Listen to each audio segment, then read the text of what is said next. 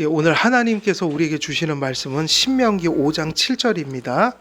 5장 7절 한 절인데 우리 함께 읽도록 하겠습니다. 신명기 5장 7절입니다. 함께 읽겠습니다. 시작.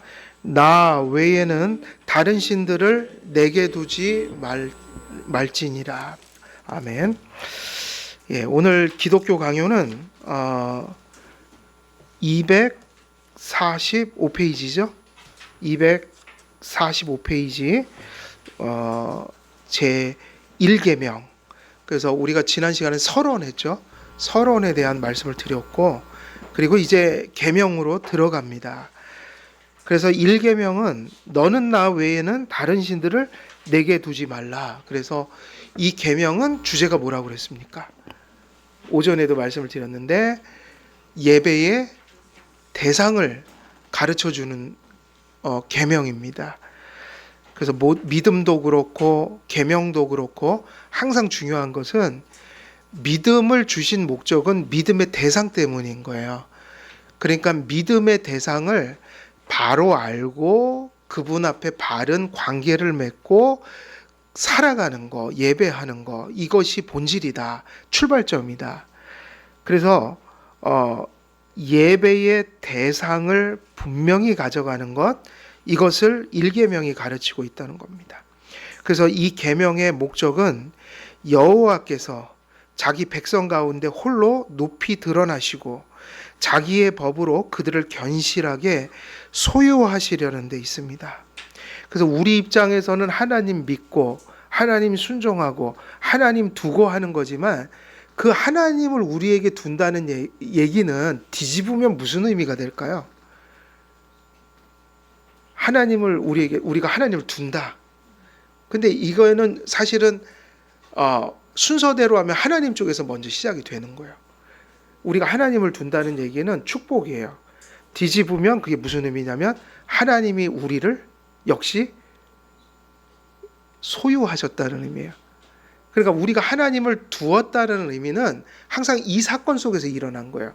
우리가 하나님을 둔다는 건 이미 그 이전에 하나님이 우리를 두신 겁니다. 당신 품속에.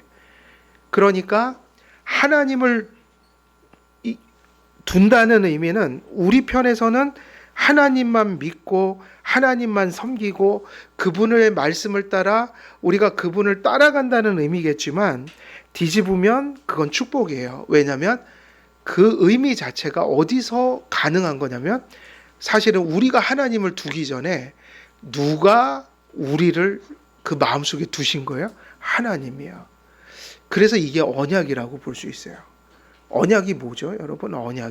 언약을 어떻게 표현하냐면, 우리는 그러니까 하나님은 우리의 하나님이 되시고 우리는 하나님의 백성이 되는 거다. 이게 소통이에요. 하나님이 우리의 하나님이 되기 때문에 우리가 하나님의 백성이 되는데, 그래서 우리가 하나님과 하나님의 백성으로서 지금 소통과 관계를 하고 있다고요. 요걸 뭐라고 하냐면 언약이라고 하는 거예요. 그러니까 하나님 외에는 다른 신들을 내게 두지 말라. 하나님만 너에게 두라. 이 말은 이게 상당히 언약적인 의미를 담고 있다고 봐야 해요. 그래서 우리가 하나님과 연합하여 그분을 모시고 소유할 때 그분에 속한 것들도 모두 품게 됩니다. 이게 얼마나 큰 축복인가. 하나님과 바른 관계 맺으십시오. 그를 가슴에 모시십시오. 이 얘기는 우리가 예수 안에서 살라는 말하고 일맥상통한 얘기인데, 하나님과 연합한다는 것은 곧 하나님 안에 약속된 것을 모두 소유한다는 의미와 동일한 거야. 그러니까 이제 우리가 이렇게 좀 표현하면 더 좀 적절할 거예요. 우리가 예수님을 믿었습니다. 구원받습니다. 그럼 하나님이 구원받은 자에게 주시는 복이 10,000가지 복이 있다고 해보세요. 10,000가지 복이 다 누구 안에만 있는 거예요? 하나님 안에만 있는 거예요. 그래서 하나님과 연합한다는 말이 구원에 있어서 가장 중요한 의미입니다. 연합이 안 되면 구원을 받을 수가 없는 거예요. 근데 구원받은 자들도 오전에 얘기한 것처럼 때로는 그거를 사실은 주님과 연합했는데 그걸 누리지 못하는 삶을 살 때가 있다. 왜 그렇죠? 연합이 안 된 게 아니라 뭐가 지금 잘 안 되는 거예요? 주님과의 교제가 소원해질 수 있다는 거죠. 그게 맞죠? 구원 받았지만 관계가 소원해질 수 있잖아요. 그래서 주님과의 교제한다는 말이 무슨 의미인지가 역시 또 항상 성경은 다 통하고 있다. 오전에 말씀드린 것처럼 교제를 어떻게 우리가 할 수 있냔 말이에요. 교제한다는 게 무슨 의미냔 말이죠. 참 이게 어떻게 보면 봉창 두드리는 소리 같거든요. 하나님과 맨날 교제하라, 교제하라. 그게 뭐냔 말이에요, 교제가. 그러면 그게 더 중요하다고요. 그럼 교제를 어떻게 하죠? 방법이 있을 거 아니에요. 그죠? 그게 뭐죠? 뭐가 교제하는 거죠? 하나님 말씀을 떠나서 교제가 안 되죠. 왜냐하면 하나님이 말씀으로 당신을 나타내 주기 때문에 말씀을 통해서 우리는 하나님을 바라볼 수밖에 없어요. 하나님이 나를 사랑해서 나를 지키고 계셔. 또 내가 무슨 일이 있으면 그지 하나님은 이런 모든 일들 속에 이렇게 나를 인도하는 분이라고 성경에 써 있어. 다시 말하면 우리가 찬송가 예수 사랑하심은 날 사랑하심 어디에 써 있네? 성경에 써 있네. 그 성경책 읽으면서 아 하나님이 나를 사랑하시는구나 바라보는 거예요. 그래서 청교도들은 그 하나님과의 교제와 연합을 그런 것으로 풀어갔어요. Beholding of God. Behold가 뭐냐면 바라봄. 또 다른 말도 쓸 수 있어요. 비전 of God. 우리가 옛날에 비디오 있죠. 요즘 비디오가 없어졌더라고요. 예, 비디오가 없었어요. 근데 비데오라는 말이 뭐냐면 비데오가 헬라어로 하면 보다예요. 보다. 거기서 이제 뭐가 나오면 비전이 나오는데 우리는 교회가 비전을 어떻게 가르쳤죠? 그래서 교회가 제일 좋아하는 게 비전이잖아요. 그래갖고 저기 수련회 같은 비전관 뭐 이렇게 냈단 말이에요. 맨날 플랜카드 비전, 청년이여 비전을 가져라. 차라리 보이스 비 앰비셔스. 차라리 그게 나아. 이게 비전은 뭐가 돼버리냐면 우리가 바라는 꿈이 돼버린 거예요. 그러니까 어떻게 그걸 쓰냐면 너희가 그걸 얻고 싶어, 소유하고 싶어, 성공하고 싶어, 그러면 하나님을 바라봐. 그러니까 내가 바라는 걸 이루는 그게 사실 비전이에요. 지금 교회 보니까. 근데 원래 비전은 그런 말이 아니라 반대예요. 내가 원하는 것을 이루는 게 비전이 아니라 비전은 뭐냐면 하나님을 봄이에요. 봄. 그거 자체가 비전이에요. 왜냐하면 우리 생명도 만가지 복도 다 누굴 바라보는 데서 생겨요. 그러니까 교제라는 건 뭐냐면 성경을 통해서 하나님 말씀을 통해서 하나님의 계시를 통해서 우리에게 알려주신 그 하나님을 붙들고 믿음으로 그분을 바라볼 때 뭐가 생기면 거기서 교제가 발생하는 거예요. 그래서 그걸 근거로 해서 우리가 기도하고 확신하고 그래서 우리가 뭐를 해야 되냐면 만 가지 복은 다 예수님 안에 있으니 인크라이스트를 해야만 구원을 받고 또 연합한 자들은 말씀을 통해 성령의 은혜를 받아 계속 그리스도와 교제해야 합니다. 그리스도와 교제를 한다. 그럼 성경에는 그거를 여러 가지로 표현했어요. 예를 들면 바라봅니다. 그래서 온전케 하시는 이인 누굴 바라보라? 그럼 이제 많은 사람들이 보고 싶어 갖고 산으로 들어가는 거예요. 그렇게 보면 안 되고요. 절대로 그렇게 안 보여주십니다. 하나님이. 또 천주교 가면은 여기다가 그림 갖다 붙여놓고 그게 또 예수님이라고 바라봐요. 예수님 그렇게 잘생긴 분은 아닐 거예요. 그러니까 이게 좀 어려운데요. 제가 우리 할머니가 캐톨릭 신자였거든요. 그래갖고 저는 천주교 가는 게 꿈이었어요. 그 영세 받으려고 우리 아버지 몰래 천주교 갔는데 아버지가 개신교니까 맨날 뭐라고 그래요. 또 몰래 갔는데 걸려버렸어요. 아버지한테. 그래갖고 그때 이제 영세를 못 받았죠. 근데 쟤는 아무리 생각해도 그때 영세 받았으면 신부가 됐을지도 몰라요. 지금 목사가 됐으니까 천주교 가면 신부가 됐을 거 아니에요.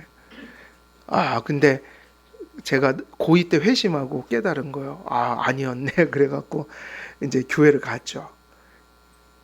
그러니까 그러니까 바라봄이라는 거다. 예수님을 어떻게 바라볼 것인가? 길은 하나밖에 없어요. 말씀 통하지 않고는 주님을 바라볼 길이 없어요. 그래서 이계명 보면 그렇게 말씀하셨죠. 형상을 만들지 말라. 형상을 만들면 안 돼요. 그러니까 자꾸 예수님을 느끼기 위해서 내가 어떻게 하면 좀 잘 느껴지는 분위기를 만들지? 근데 그런 거 하지 말라는 거예요. 그렇게 하나님 오시지 않아요. 무엇을 통해 오셔요? 말씀을 통해 오시는 분이에요. 그래서 말씀을 붙든다는 것이 무엇을 의미하냐면 교제한다는 걸 의미한다. 그리고 또 다른 표현도 있어요. 누구를 붙들라? 하나님을 붙들라? 그리스도를 붙들라? 이것도 비유예요. 예수님이 뭐 붙들어집니까? 안 보이는데. 근데 비유라고요. 붙드는 거예요. 뭐가 붙드는 거죠? 하나님의 말씀을 자꾸만 바라보고 믿고 의지하고 이런 거. 기억하고. 그게 뭐 하는 거냐면 붙드는 거예요. 혈루병 앓는 여인이 어떻게 했죠? 예수님의 옷깃만 스쳐도 내가 날 거야. 그거는 이런 의미예요. 거기에 모든 걸 건 거예요. 예수님께. 완전히 의지한 거예요. 예수님을. 그런 게 믿음이다. 그럼 그게 뭐죠? 여러분은 구원 받았으니까 연합이 돼 있잖아요. 연합이 됐으면 이제 뭐를 열심히 해야 됩니까? 교제를 하면 되죠. 그럼 교제가 무엇인가? 말씀을 통해 끊임없이 주님을 바라보고 말씀의 근거에서 기도하고 그것이 교제다. 그래서 우리가 하나님과 연합하여 그분을 모시고 소유할 때 그분에 속한 것들도 모두 품게 됩니다. 이 말씀이 또 신나는 말씀이에요. 내 하나님을 여호와 외에는 다른 신을 두지 말라는 얘기는 나를 너희에게 어떻게 하라? 두라. 나를 너희에게 두라. 너희 마음에 두라. 이게 왜 신나냐면 이 말씀이 뒤집으면 하나님이 누구를 두고 계신 사람들에게 이걸 명령하신다는 거예요. 하나님께서 자기 마음에 품은 자들에게, 둔 자들에게 내가 너희를 내 마음에 두었으니 너희들이 나를 마음에 두라. 이게 똑같지 않아요? 내가 너희를 사랑했으니 너희도 서로 사랑하라. 내가 너희를 용서했으니 너희도 서로 뭐해라? 용서해라. 똑같은 이치예요. 그러니까 하나님이 나 외에 다른 신을 두지 말라 이 얘기를 할 때 뭐를 명령하시니까 손해보는 듯한 생각을 하면 이거 이미 복음이 아니라 이건 율법주의란 말이에요. 되게 복된 말씀이라는 거예요. 하나님께서 우리가 다른 신들을 두는 것을 금하신 뜻은 그분께 고유한 것을 다른 것에 돌리지 못하도록 하기 위함입니다. 그러니까 이렇게 얘기하면 우상숭배라는 정의가 내려지는 거예요. 우상숭배의 정의가 뭘까요? 이렇게 얘기하면 나 외에 다른 신을 두지 마라 라는 거는 저기 절에 가서 부처님 앞에 빌지 말라. 손금 보고 무슨 저기 사주팔자나 따지고 무당한테 찾아가서 미래를 묻거나 이런 거 하지? 우상이잖아요. 근데 이거는 되게 리얼한 우상이에요. 그죠? 누가 봐도 우상인 거. 쉽게 분별할 수 있는 우상. 근데 이것만 우상은 아니라는 데 문제가 있어요. 우상은 다양하단 말이에요. 우상 숭배를 안 하는 것 같은데 우상 숭배 속에 빠져 있는 우상들이 많아요. 이것 때문이에요. 나 외에 다른 신을 두지 말라는 것은 무슨 뜻이라고요? 하나님께만 돌아갈 것을 그 어떤 것에게 돌리지 말라. 그럼 그 얘기는 하나님은 하나님일 뿐인데, 그래서 하나님은 한 분뿐인데 그에게만 그것이 돌아가는 것인데 그것을 다른 존재에게 돌린다는 건 하나님 아닌 어떤 존재를 누구처럼 여기는 걸까요? 하나님처럼 여기는 거. 근데 우리는 가끔 그런 게 많잖아요. 많죠. 그런 게 있을 수 있죠. 또 어쩔 때는 안 그러다가 어쩔 땐 또 그렇게 될 때가 있고. 그러니까 이것이 단지 불상 갖다 놓고 무슨 타 종교 가서 뭐 예배 드리고 이런 거 가지고 얘기하는 게 아니 이 수준은 아닌 거죠. 왜냐하면 이런 것을 노골적으로 할 크리스찬은 없단 말이에요. 몰래 무당을 찾아가는 사람들은 많대요. 우리나라 한국교회 한 30%는 무당한테 가서 급할 때 묻는데요. 누가 제일 많이 찾아가는 것 같아요? 권사님들이. 권사님들이 연세가 많으시잖아요. 나름대로 믿는 거예요. 근데 이제 노골적으로 안 하죠. 체면이 있지 그래도. 어디 교회 권사인데. 근데 30%라니까 적은 수가 아니에요. 그 며칠 전에 이게 가능하겠구나 생각을 했는데 왜 그랬냐면 그 어떤 그 이제 뉴스에서 그 얘기를 하더라고요. 우리나라 조사를 해봤더니 그 명목상의 크리스찬들이 40%래요. 우리나라에 그러니까 대부분 뭐 대형교회 엄청나게 모였잖아요. 그 중에 40%가 명목상 크리스찬. 그 명목상 크리스찬이 뭐죠? 자기가 뭘 믿는지 모르고 다니는 사람들. 복음에 대한 신앙 고백이 불분명한 사람들. 40%니까 30% 정도가 무당 쫓아가는 거는 가능한 일이에요, 아니에요? 말이 되는 얘기죠. 네. 왜냐하면 교회 들어올 때 쉽게 들어와서 그래요. 묻지도 않고 따지지도 않고 총동원 주일 마티즈 줍니다. 그러면 오신 거예요. 경품 행사해갖고. 그래갖고 오자마자 이제 회원이 돼버리는 거예요. 그리고 또 더군다나 군대에서 또 저기 세례 받으면 또 묻지도 않고 그냥 받아버리잖아요. 학습도 안 시키고. 세례 교인이니까. 그러니까 충분히 그럴 수 있겠다 생각이 들면서 중요한 건 무엇이냐면 우상 숭배를 노골적으로 하는 건 그래도 교회 안에서는 그 정도까지 가면 막 가는 거죠. 그건 막 가는 거예요. 그러니까 교회 안에서 벌어지는 우상 숭배는 조금 성격이 다른 것이다. 그럼 그게 뭔가 하나님에게만 돌릴 것을 누구에게 그 어떤 것에 돌리는 거예요. 그런 것은 많겠죠. 뭐 어떤 사람은 명예가 생명보다 중요하고 어떤 사람은 소유가 중요하고 어떤 사람들은 또 뭐가 중요해? 자식이 하나님보다 더 높을 수도 있다고요. 심지어는 부모님도 누구 안에서 공경하라고 그랬어요? 선은 있는 거예요. 부모님도 하나님은 아닌 거예요. 선이 있다는 거예요. 그러니까 우리가 이것은 잘 분별해야지만 이 죄에 안 빠지게 되는 거죠. 하나님처럼 의지하고 하나님보다 더 믿는 것이 있다면 그거는 분명 우상숭배예요. 그러니까 그런 걸 좀 찾아봐야 돼요. 어느 순간인가 이것 때문에 하나님을 헌신짝처럼 버릴 수도 있는 무엇이 있지 않은가? 아니면 내가 하나님보다 지금 이걸 더 의지하고 살아가고 있지는 않은가? 그리고 하나님 외에는 뭐 죽고 살고 할 일은 없잖아요. 나머지는 상대적인 거니까. 그러니까 그런 것은 있어서는 안 되죠. 뭐 이거 아니면 난 죽는다. 여러분들이 인생을 잠시 실패하더라도 나 이거 실패해서 난 죽어야 돼. 그거 자체도 되게 우상적인 거예요. 아니 죽을 일이 어디 있어요. 하나님 빼고는 우리가 죽을 필요는 없죠. 그게 절대적인 게 아니니까. 차라리 이게 더 맞죠. 주님을 배반하니 나는 죽는 게 낫겠다. 차라리 죽음을 선택하겠다. 그건 맞아요. 근데 그 외에는요. 그 어떤 것도 그렇게 가면 안 돼요. 그럴 수도 있는 거예요. 그럴 수도 있다. 그래요, 안 그래요? 그래야지 여러분 좀 평안하게 삽니다. 그럴 수도 있는 거예요. 그러니까 이럴 수도 있고 저럴 수도 있는 거예요. 모든 것은 다. 그러니까 우리가 그런 것도 좀 고쳐야 돼요.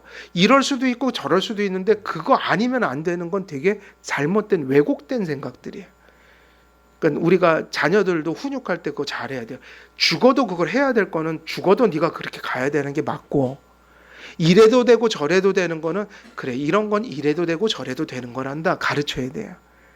근데 가끔은 이래도 되고 저래도 되는 건 절대화돼 있고 정작 해야 되는 것은 이래도 되고 저래도 되고 그렇게 하면 이제 큰일 나는 겁니다. 자녀들이. 그걸 잘 분별해야 돼요. 그래서 우리가 하나님 외에는 다른 것을 두면 안 된다는 얘기는 하나님께만 돌아갈 것을 그 어떤 것에 돌려서는 안 된다. 그래서 하나님께서 우리가 다른 신들을 두는 것을 금하신 뜻은 그분께 고유한 것을 다른 것에 돌리지 못하도록 하기 위함입니다. 그래서 이게 이제 중요해지죠. 예배의 대상은 누구밖에 없는 거예요? 왜냐하면 하나님의 속성은 하나님께밖에 돌아갈 수가 없어요. 그러면 그 이야기는 이렇게 얘기할 수 있어요. 실천적으로 하나님을 하나님처럼 대해야 된다는 거예요. 예배의 때나 생활할 때 코람데오, 우리는 그 앞에서 예배하고 그 앞에서 살아갑니다. 그러니까 이 이야기는 우리가 하나님을 하나님으로서 대우해드려야 된다.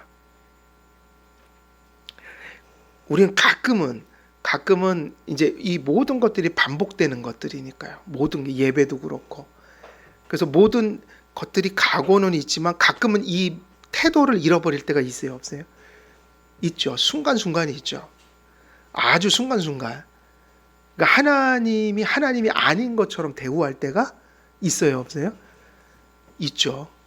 그러니까 사실은 이 죄는 역시 똑같아요. 우리도 이 죄를 성도들도 져야 안 져요? 그래서 하이델베르그 신앙고백도라면 이 계명을 지킬 수 있습니까? 하면 우리는 다 완벽하게 지키지 못합니다니까 구원받은 성도들 속에도 가끔은 이것을 범하는 일들이 있다고 봐야지 맞는 거죠. 저도 마찬가지예요. 그러니까 이 계명을 가르치는 거예요. 목사는 이걸 설교하는 이유가 저기 밖에 있는 불신자들의 얘기가 아니라 우리의 이야기라고요. 그리고 이것을 분별하려면 단지 절에 가고 뭐 모슬렘 사원에 가서 이런 얘기가 아니기 때문에 이것을 잘 해석해야 우리가 이 계명을 통해 하나님께서 우리에게 두신 뜻을 잘 쫓아갈 수 있다는 겁니다. 따라서 이 계명은 우리가 예배하고 그 앞에서 뭐 하는? 살아가는, 이 두 개가 같이 가야 돼요. 예배하고 그 앞에서 생활하는, 살아가는. 근데 우리가 예배하고 살아간다고 할 때 항상 뭐가 있는 거죠? 그 예배하고 살아갈 때 지향하는 분이 계신 거죠. 대상. 그 대상. 근데 그 대상이 우리에게 이런 것 저런 것 누가 돼서는 안 됩니다. 이건 계명이에요. 오직 누구만요? 예, 오직 하나님만. 그러니까 요것이 신앙인 거예요. 기독교 신앙은 그래서 배타성이 있어요, 없어요? 이건 필요한 배타성이에요.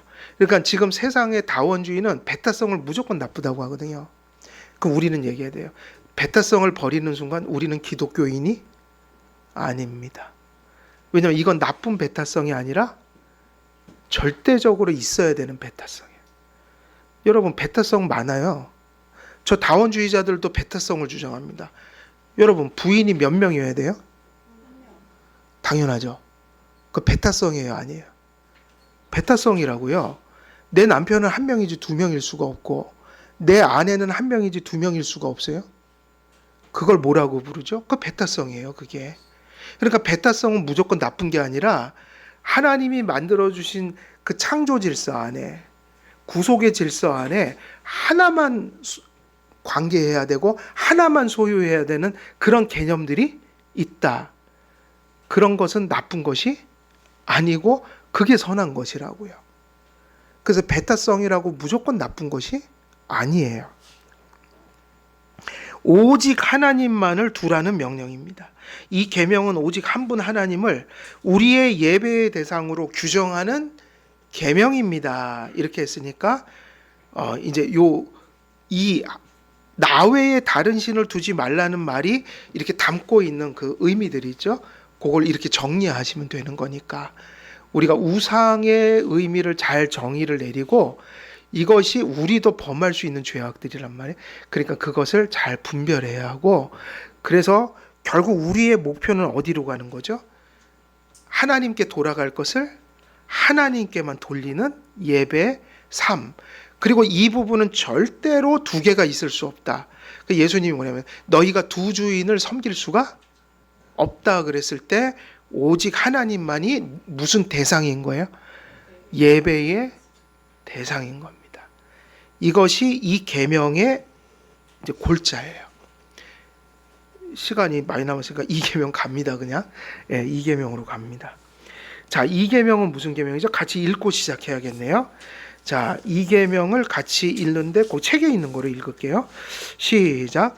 너를 위하여 새긴 우상을 만들지 말고 또 위로 하늘에 있는 것이나 아래로 땅에 있는 것이나 땅 아래 풀 속에 있는 것에 어떤 형상도 만들지 말며 그것들에게 절하지 말며 그것들을 섬기지 말라. 이게 풀속이 맞나요? 오타죠?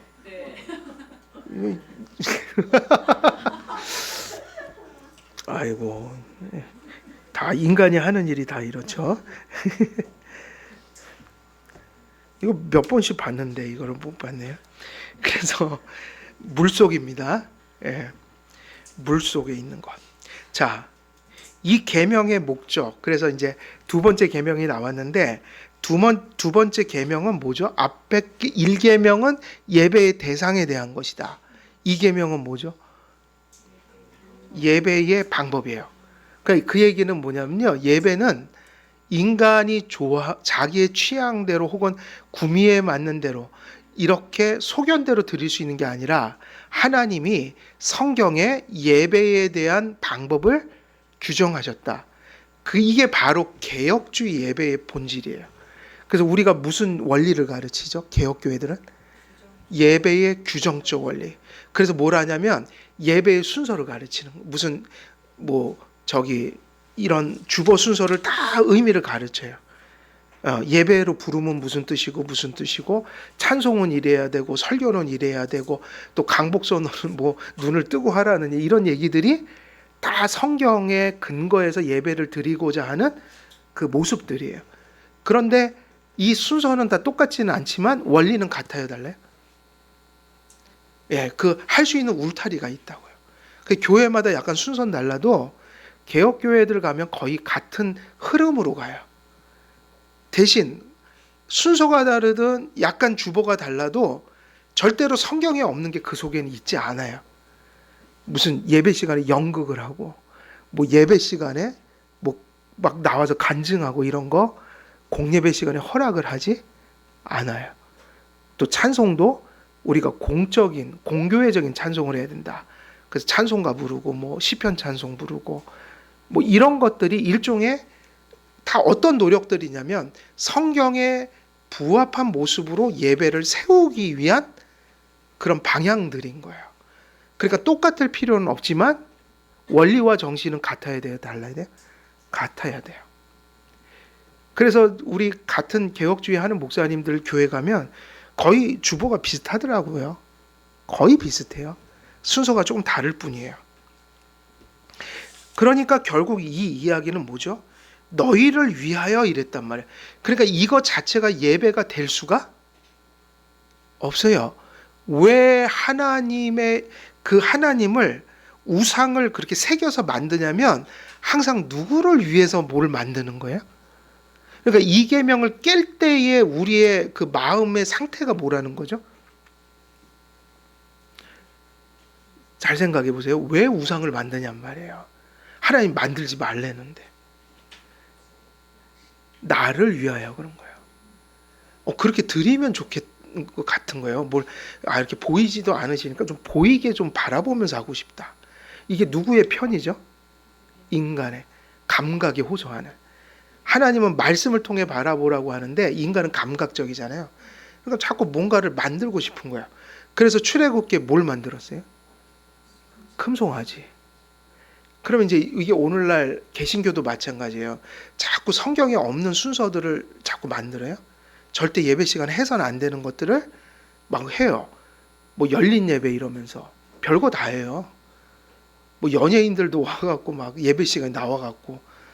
그런데 그런 것들을 왜 하냐면 부패한 우리 인간의 본성에 되게 좋은 거예요. 그런 걸 즐겁게 해주는 거예요.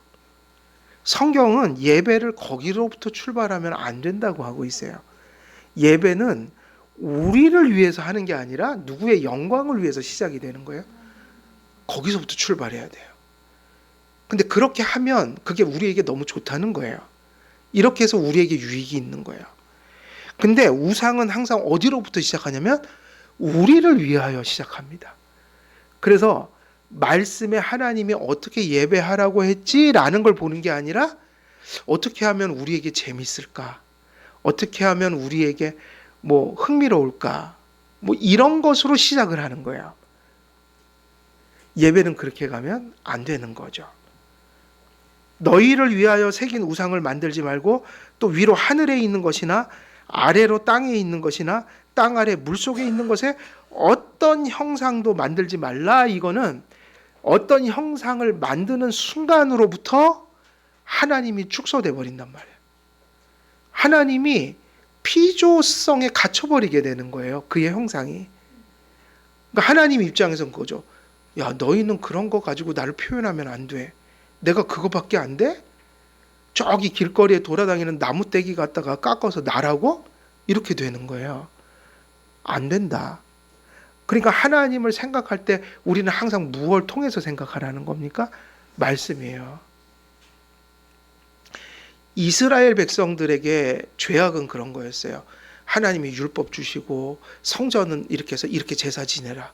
그럼 항상 이스라엘이 죄를 짓는 건 그 말씀을 버리는 거예요. 그래서 어디 거를 갖다가 채용했죠? 솔로몬 때 이방 여인들을 아내로 삼으면서 하나님이 말씀에 계시한 대로 성전 예배드린 게 아니라 뭐 바알신 무슨 뭐 아스다로신 뭐 그런 것들 몰록 이런 것들을 이방 여인들을 데려오면서 야 우리 저 이방 사람들 예배드리는 거 보니까 야 저거 멋지다. 우리 저거 가지고 하자. 막 차용을 하고 빌려오고 막 그래갖고 하나님의 성전에 뭐가 같이 들어선 거예요? 우상덩이들이. 그래서 사사기에 그 말씀이 되게 중요하는데 그게 항상 모든 문제를 일으키는 게 각자의 소견대로 예배해서는 아니 되고요. 예배는 말씀에 근거해야 한다. 그래서 우리가 장로교회에서 예배 모범이니 이런 예배 순서니 이런 게 그냥 나온 게 아니라 하나님의 말씀을 종교개혁 때 다 해석하고 나서 결론이 예배를 드릴 때 우리가 사용할 수 있는 방법이 요 정도입니다라는 게 예배 모범인 거예요. 그래서 이 계명의 목적은 하나님께서 어떤 하나님이시며 어떤 종류의 예배를 받으셔야 하는지를 규정합니다. 그러니까 여기 요 단어가 중요해요. 하나님은 예배를 우리가 어떻게 드려야 하는지를 이미 뭐 하셨어요? 규정하셨습니다. 그래서 우리가 어디에 몰두해야 되냐면 성경에 몰두해야 되는 것이에요. 그러니까 이제 우리가 이런 거 속으면 안 돼요. 아, 이렇게 하니까 좋더라. 그 말이 참 무섭죠. 아이고, 은혜스럽더라. 그럼 이제 무서워지는 거예요. 근데 그게 은혜가 아니고 부패한 본성에 너무 좋은 거예요. 분위기도 살리고. 솔직히 말하면 저도 그런 거 되게 좋아요. 그런 분위기. 깜깜하게 불 꺼놓고 촛불 켜놓는 거. 그거 너무너무 좋아요. 그런 거. 우리 가은이도 저 닮아갖고 저기 이렇게 왜 보자기 갖고 이렇게 책상 밑에다 막아놓고 거기 들어가갖고 내 집이다 그런데 그 약간 그 있죠. 약간 빛이 이렇게 개심칠에 들어와갖고 뭐 아늑한 그 느낌? 저 분위기 그런 거 되게 좋아합니다. 좋죠. 인간은 그게 좋죠. 여기다 촛불 한 두세 개 딱 켜놓으면 얼마나 그게 거룩해 보여요. 예? 여기다가 이제 다음 주부터 저 탁자 여기다 놓고, 예? 이렇게 촛불 한 몇 개 쫙 켜놓고 여기 쫙 켜놓고 십자가로 와 수련회 가서 많이 해보셨죠? 와, 저 되게 좋아합니다 그거. 근데 그게 좋은 거죠 제가. 제가 좋다고 하면 안 돼요. 하나님은 그걸 싫어하셔요. 그렇게 하지 말라는 거예요. 지금 무슨 흐름인지 이해가 가세요? 예. 그래서 이 계명은 하나님께 합당한 예배의 방법을 규정합니다. 우리가 기억해야 될 게 예배에도 방법이 이미 정해져 있다. 그게 뭔가 예배의 규정적 원리. 이 계명은 오직 하나님의 말씀을 따라. 그럼 이제 예배의 규정적 원리를 설명해 놨죠. 무엇에 따라요? 하나님의 말씀을 따라. 근데 여기 이게 또 붙었어요. 이게 중요한 거예요. 오직이에요. 오직 하나님의 말씀을 따라 하나님을 알고 예배하라고 명령합니다. 그걸 잘 분별해야 돼요. 아이고 은혜스럽다. 이게 아닐 수도 있고 길 수도 있고 그 기분이 나를 속일 수도 있어요. 그래서 하나님 말씀을 잘 분별해야 합니다.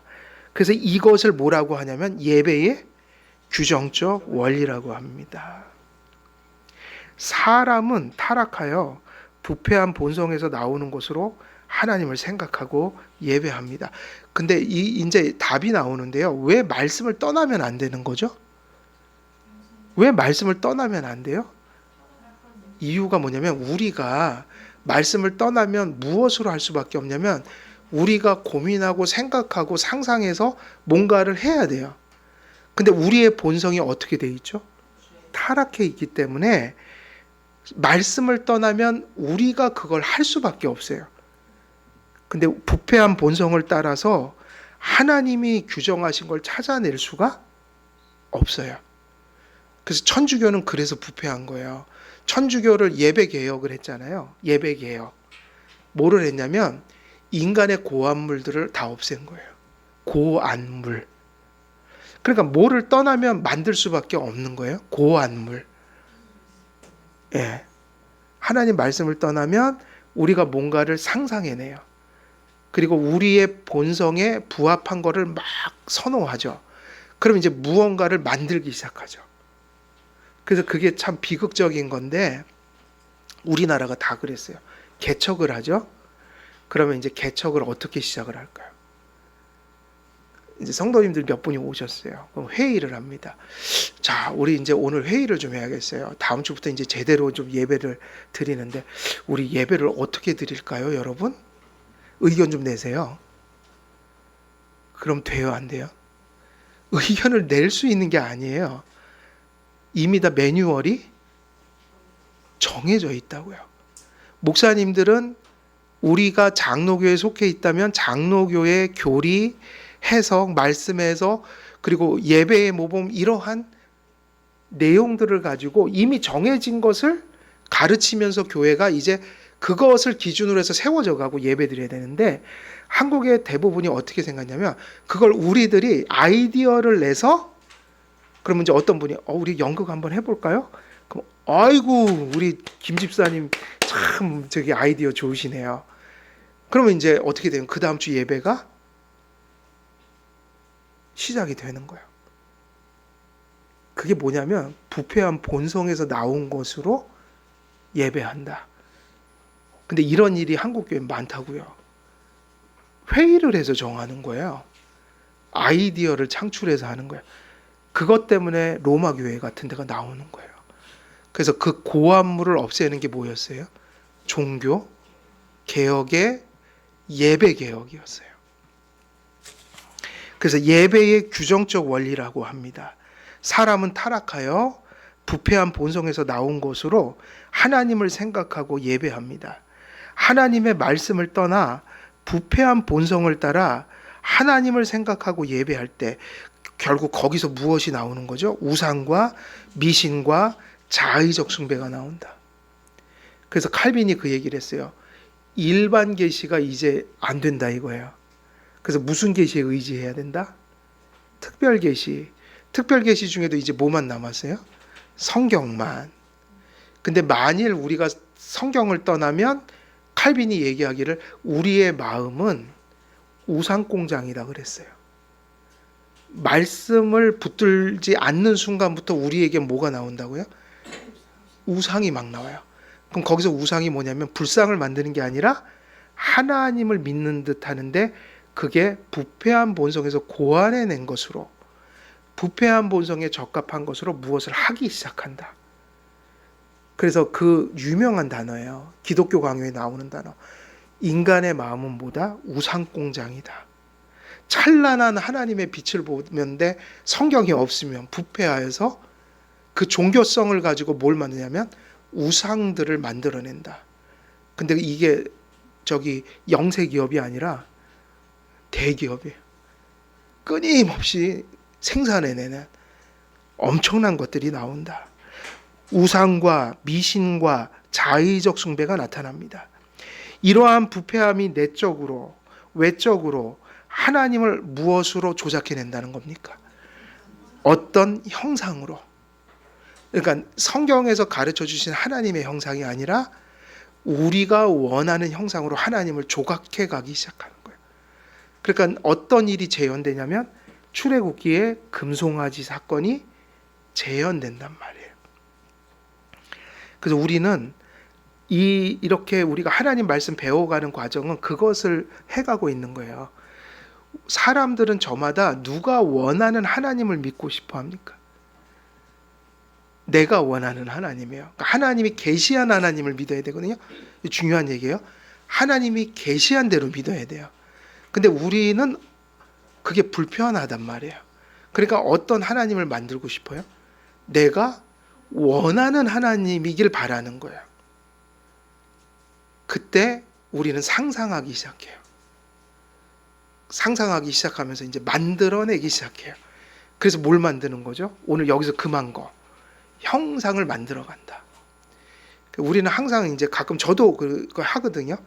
아, 내가 하나님을 바로 알고 있나? 내가 생각하는 하나님이 어떤 하나님이지?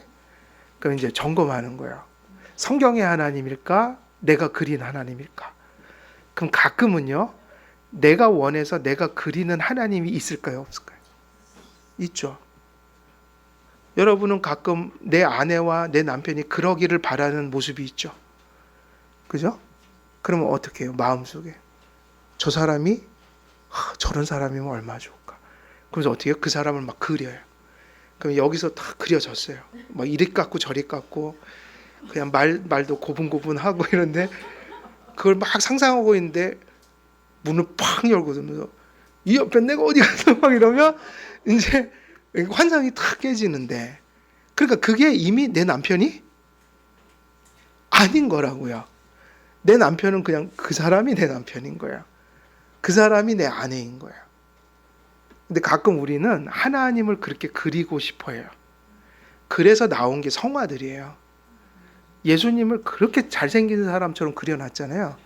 아유, 뭐 그렇게 잘생기게 해놔갖고 그렇게 해놓으니까 예수님이 아니에요. 그게 예수님 아니라고요. 그게 누가 바라는 예수님이에요? 우리가 그렇게 생겼으면 하고 그린 거라고요. 서양에서. 또 흑인들은요, 또 예수님을 흑인으로 그리더라고요. 해방신학 이런데 해방신학이에요. 이렇게 흑인으로, 흑인신학. 예수님이 니그로예요, 니그로. 또 그거는 그분들만 그런 게 아니라 또 우리나라에서도 예수님 그리니까 갓은 또 예수님 도포 입은 거. 보셨어요? 안 보셨어요? 아이고, 못 보셨구나. 도포 입은 예수님이라고요. 아, 죄송하지만 예수님은 유대인이었어요. 그게 팩트예요. 그게 이제 가끔은 우리도 그러고 싶을 때가 있다고요. 또 저기 체게바라 이런데 이제 해방신앙 그런데 또 여기다 베레모 쓰고 기관총 든 예수님 혁명해야 된다고 막 그러는 거. 혁명. 이게 람보예요 또 이게. 그러면 안 돼요. 그 예수님 아니에요. 그래서 이제 언제부턴가 저는 그걸 지우려고 엄청 노력했어요. 저는 그 성화 보면 이제 예수님이라고 안 합니다. 옛날 그 앞에 기도도 하고 그랬는데 이제 지워가려고 노력하는데 안 지워지죠. 아기 때부터 이미 새겨진 거예요. 그렇지만 노력을 해요. 저건 예수님 아니다. 예수님 아니다. 그러면 이제 어떻게 해야 될까? 아, 예수님을 내가 보고 싶다. 그럼 뭘 막 열심히 읽어요? 예, 성경에서 거기서 갈릴리를 거니셨던 예수님. 아, 예수님이 갈릴리를 거니시는구나. 너무 좋아요. 그게 진짜 예수님이다. 이게 중요하다. 그래서 이제 결론은 형상을 만들지 말라. 그것은 우리의 부패한 본성을 따라 예배하지 말라. 그러면 이제 예배의 규정적인 원리를 가르치고 있으니까 우리가 이제 하나님의 말씀에 근거하여 예배드리는 삶을 살아갈 때 요 계명을 긍정적으로 추구하는 삶이 되는 거죠. 그래서 오늘 몇째 계명까지 했죠? 둘째 계명까지 다 했습니다. 그래서 다음 주에는 세 번째 계명으로 나가도록 하겠습니다. 오늘 여기까지 하고 마치겠습니다. 기도하겠습니다. 하나님 아버지, 우리들을 하나님의 백성으로 삼아주시고 또 구원하셔서 주님 앞에 예배하고 주님 앞에 살아가는 존재가 되게 하심을 감사드립니다. 아버지 하나님 앞에 예배하고 또 살아가는 존재가 되었으니 또 복된 모습으로 예배하고 또 살아가야 될 줄 믿습니다. 오늘도 그 일을 위하여 우리에게 십계명을 주시고 그 말씀을 통해서 하나님을 어떻게 예배해야 할지 또 어떻게 하나님만을 우리의 마음속에 두고 섬겨야 할지 가르쳐 주셨사오니 그 말씀을 성령님의 은혜로 우리 심령 속에 경험하고 누리고 또 따라갈 수 있도록 하나님 저희들에게 힘을 주시고 또 은혜를 베풀어 주시옵소서. 이 모든 계명들을 순종하여 하나님을 또 기쁘게 해드리고 또 하나님께 영광을 돌리는 저희 모두가 되길 원하오며 우리 주 예수 그리스도의 이름으로 기도드리옵나이다. 아멘.